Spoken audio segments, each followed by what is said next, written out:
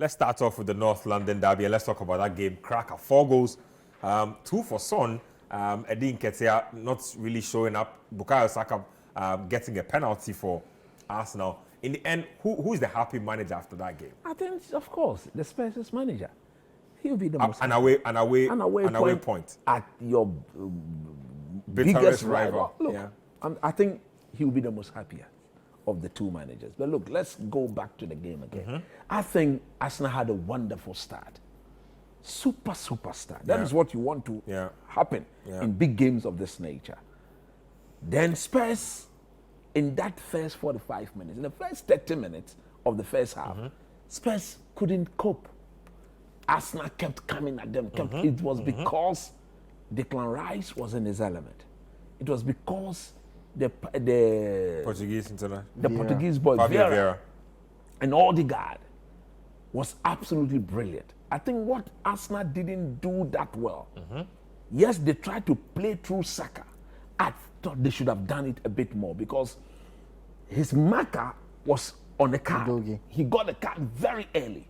So you want to tempt him the more by risking the red card to see whether the coach of Spurs will completely realize that, look, this cannot go on us. We cannot afford to go a man down. But having said that, there was some sloppy defensive work on the part of Arsenal. That first goal, yes, I agree the goalkeeper could have dealt with it, but at least he prevented it from going to the goal. What he should have done was to palm it over the bar to what? Concede the corner kick. But because he couldn't do that, Arsenal had 2 opportunities to clear the ball. Okay? And then look at Saka. He was too weak in the tackle against Maddison. If I'm the coach, just brushed him off. I am screaming his name to the hearing of everybody on that. Look, if you don't take it, I could even stop him because of that.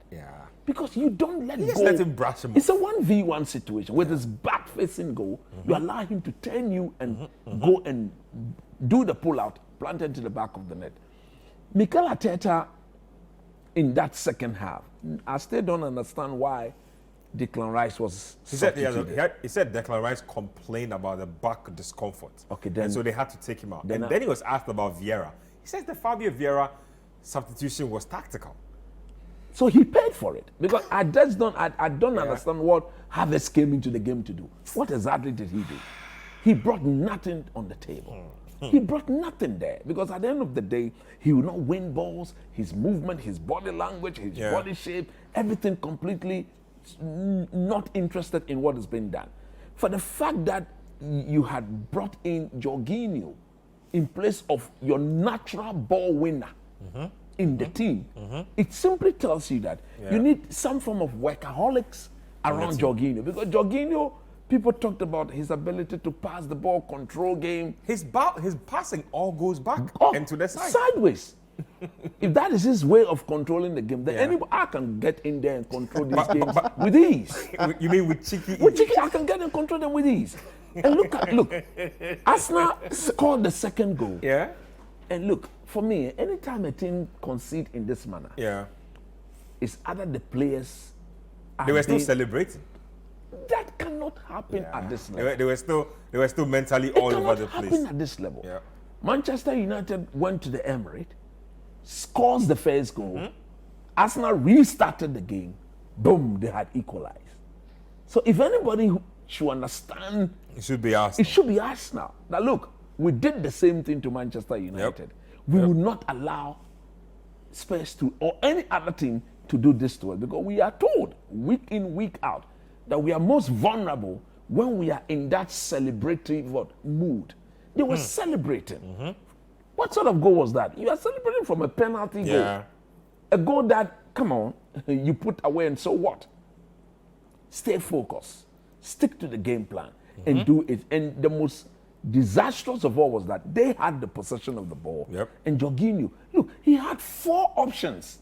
He could have gone back to the goalkeeper. He could have gone back to any of the 2 centre-back. He could have gone back to the... Maybe sometimes having too many options is problematic because then you can't decide what to do. Look, this guy is an Italian international. This guy has won the Euros. And we all Well, saw one of their best players how, at the how tournament. good a player he can be, or he was during that tournament. And for him to have committed such a blunder, this is Arsenal's biggest game of the season. Yep. Because every Arsenal fan, if you ask them what game or which game do they you care really, about winning? they will tell you they want to beat Spurs. It is this game. Yep. This is the game they don't play with at all. But again, a texter just questioned the tactical awareness of Mikel Arteta. Look, to some extent, I think, look, he's been there for 5 years now, isn't it? Yeah. Four years now. That is enough a time. Yeah. This is his team. He has built this team. Yeah. So he should get them to understand how to respond or how to react through the moment.